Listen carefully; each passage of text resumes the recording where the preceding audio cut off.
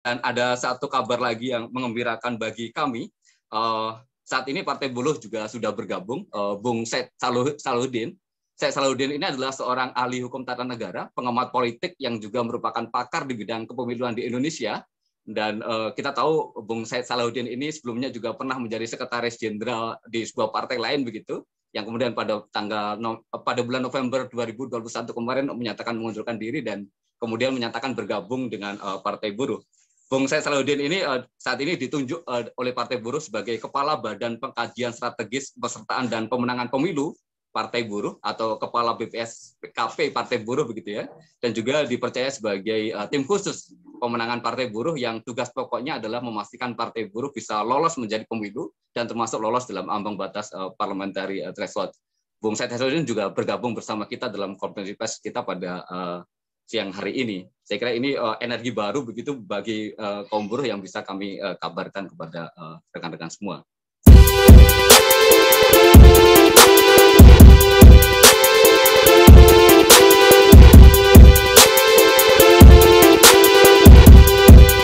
Saya Syed Salahuddin. Saya melalui konferensi pers ini mendeklarasikan diri bahwa saya telah bergabung di dalam kepengurusan Partai Buruh. Kepengurusan di tingkat pusat yang disebut dengan Executive Committee atau Komite Eksekutif. Executive Committee yang biasa disebut dengan EXCO adalah Dewan Pimpinan Pusat, setara dengan Dewan Pimpinan Pusat atau Dewan Pimpinan Nasional partai politik lain. Saya bergabung di partai ini setelah sebelumnya saya menyatakan berhenti dari partai sebelumnya yang saya sempat duduk sebagai sekretaris jenderal. Hanya ada dua saja alasan saya untuk bergabung di partai ini. Yang pertama adalah Partai Buruh adalah partai yang memiliki idealisme. Itu adalah pegangan yang utama bagi saya. Itulah yang saya perjuangkan selama belasan tahun ini, bahkan puluhan tahun sejak saya mengenal dunia politik sebagai aktivis 98 dulu. Parpol yang memiliki idealisme bisa diukur dari ideologi dan platform perjuangannya yang jelas. Yang kedua, Partai Buruh dipimpin oleh tokoh-tokoh berintegritas yang jarang sekali kita temukan di partai-partai politik lain. Bukti bahwa mereka memiliki integritas dan bahkan mempunyai kepedulian yang tinggi dan telah teruji. Tidak hanya jargon, tidak hanya lip service, tidak hanya slogan-slogan, tetapi konkret.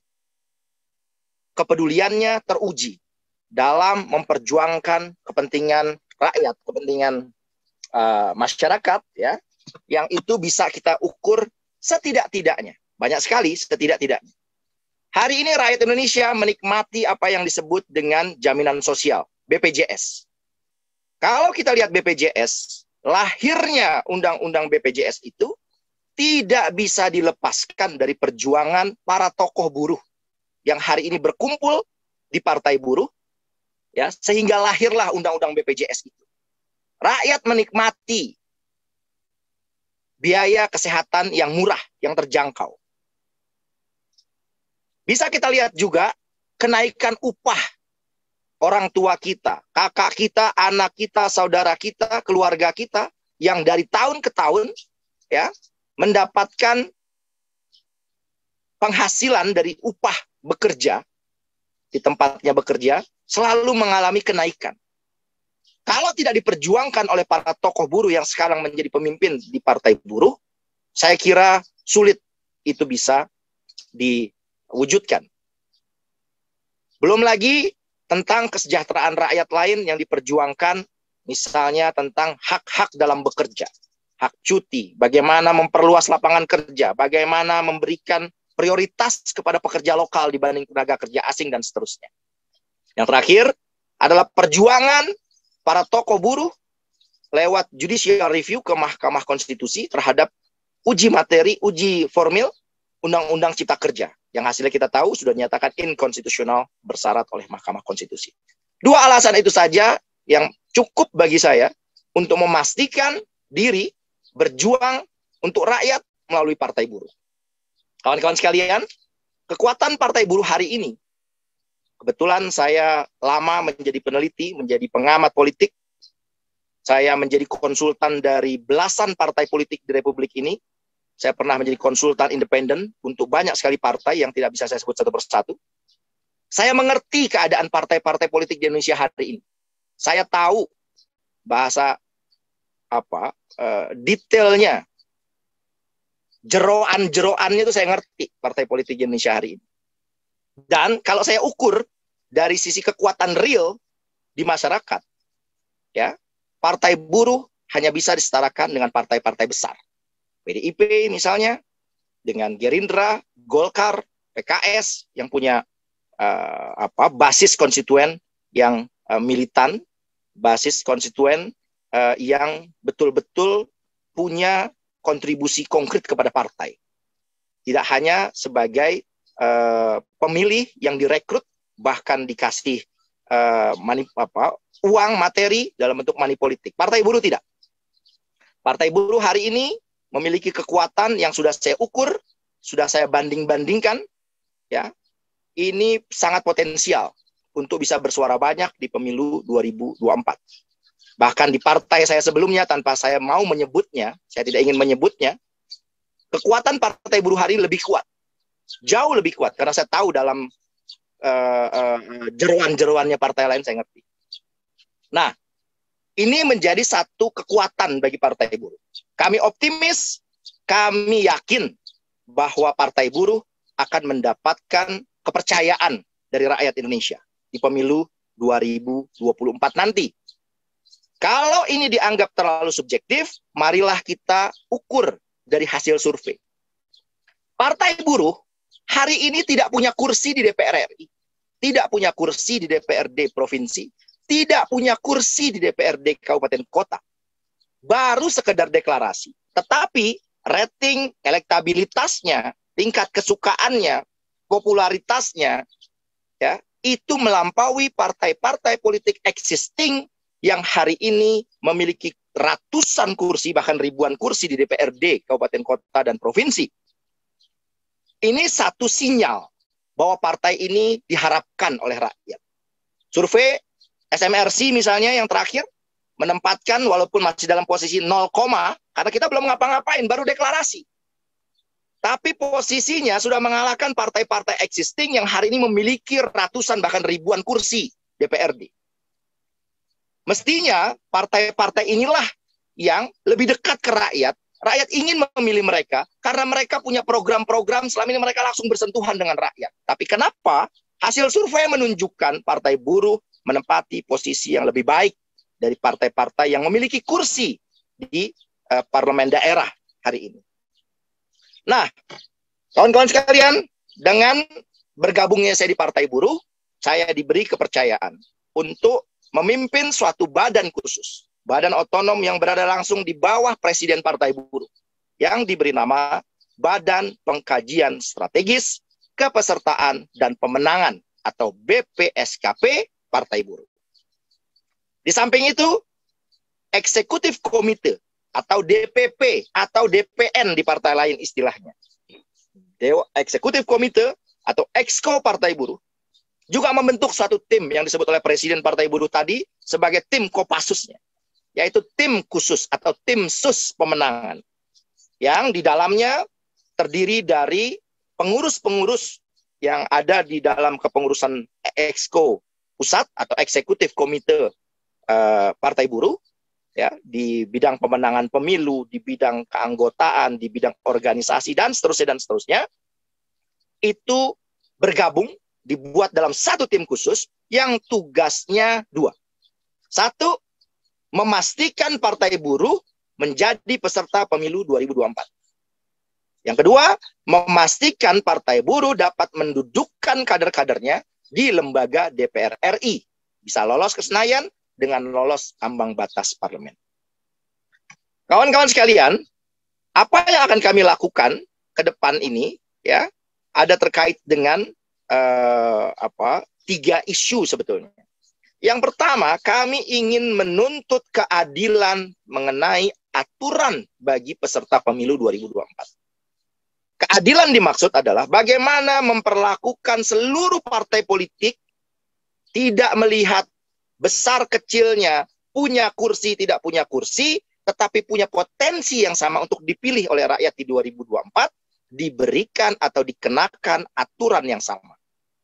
Aturan ini seperti dijelaskan oleh Presiden Partai Buruh tadi, yaitu menyangkut tentang persyaratan yang harus diverifikasi, yang kita kenal sebagai verifikasi oleh KPU. Verifikasi yang sejak dulu selalu dikonsisten, dilaksanakan secara adil kepada partai politik manapun, tidak peduli dia baru lama, tidak peduli dia punya kursi atau tidak, dia adalah partai parlemen, non-parlemen, tidak peduli, semuanya dikenakan syarat yang sama, harus memenuhi 2 syarat verifikasi. Verifikasi administrasi dan verifikasi faktual.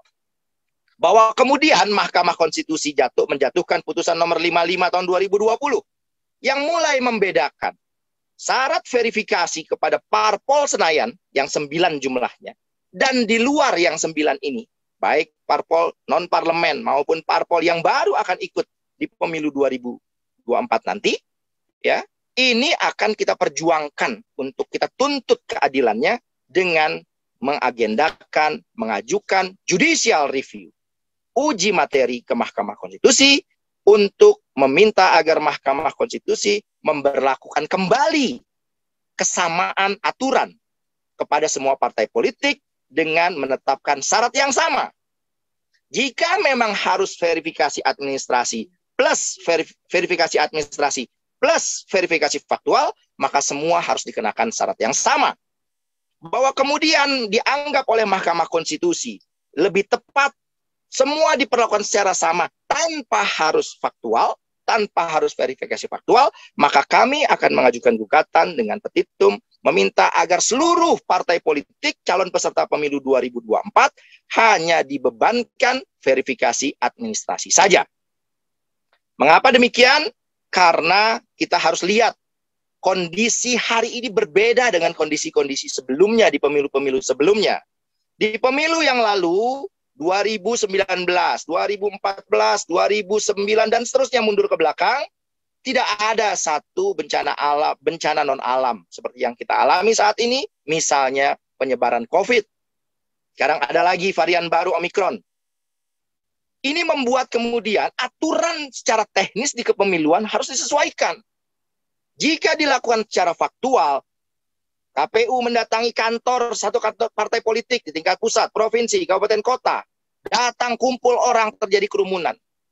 Ini akan potensial menimbulkan penyebar luasan pandemi. Kalau kita lihat lagi anggota yang harus didatangi atau mungkin anggotanya dihadirkan ke kantor KPU misalnya untuk kepentingan verifikasi faktual, terjadi kerumunan juga. Kondisi hari ini sudah sangat berbeda. Belum lagi kalau kita bicara tentang mengutip putusan Mahkamah Konstitusi nomor 55, ya, menyatakan bahwa negara membutuhkan biaya yang besar untuk menangani pandemi. Lah, kalau begitu ceritanya, maka biaya yang besar untuk verifikasi faktual itu pun harusnya ya bisa dialihkan untuk penanganan pandemi. Ya. Kemudian yang kedua, kami akan menuntut soal keadilan aturan. Misalnya parliamentary threshold atau ambang batas parlemen. Tadi disampaikan oleh Presiden Partai Buruh. Ambang batas ya itu diusulkan oleh Partai Buruh adalah pada konteks menentukan pembentukan fraksi. Kenapa demikian? Agar tidak terjadi di pemilu-pemilu sebelumnya, banyak orang wakil rakyat caleg sudah dapat suara terbesar, tapi gagal duduk di Senayan hanya gara-garanya partai nggak bisa lolos parliamentary threshold secara suara sah nasional.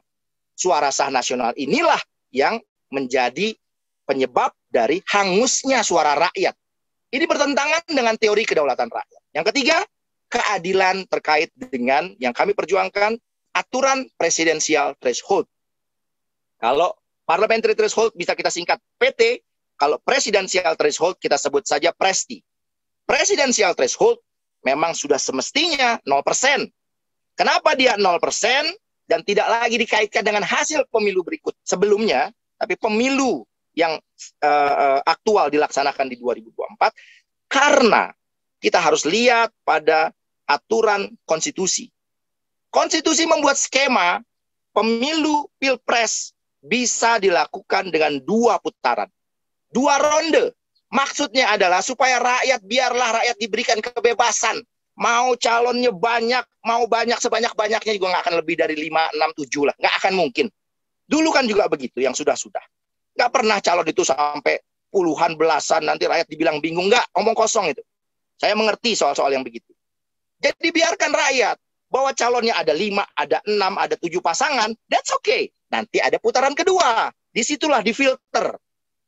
Kalau desain konstitusi itu ingin membuat presidensial threshold, kan tidak ada di konstitusi presidensial threshold, itu jatuh di undang-undang. Kalau konstitusi ingin membuat aturan yang ketat tentang presidensial threshold, dia nggak perlu memberi skema putaran kedua. Putaran kedua itulah nanti dikerucutkan lagi, rakyat memilih mana yang kedua, suara terbanyak yang terbaik, kira-kira begitu. Itu aja dari saya. Sekarang saya kembalikan ke Bung Kahar. Mudah-mudahan saya bisa melakukan tugas-tugas sebagaimana yang sudah diamanatkan, segala pengalaman, wawasan, pengetahuan tentang kepemiluan, politik, dan hukum, khususnya ketenagaraan. Insya Allah saya akan kontribusikan dengan sebaik-baiknya untuk partai ini, demi kesejahteraan rakyat, khususnya kalangan pekerja. Makasih. Assalamualaikum warahmatullahi wabarakatuh. Ya, waalaikumsalam warahmatullahi wabarakatuh. Ya, terima kasih Bung Syed Salahuddin, seorang ahli hukum tata negara, pengamat politik yang juga pakar di bidang kepemiluan di Indonesia.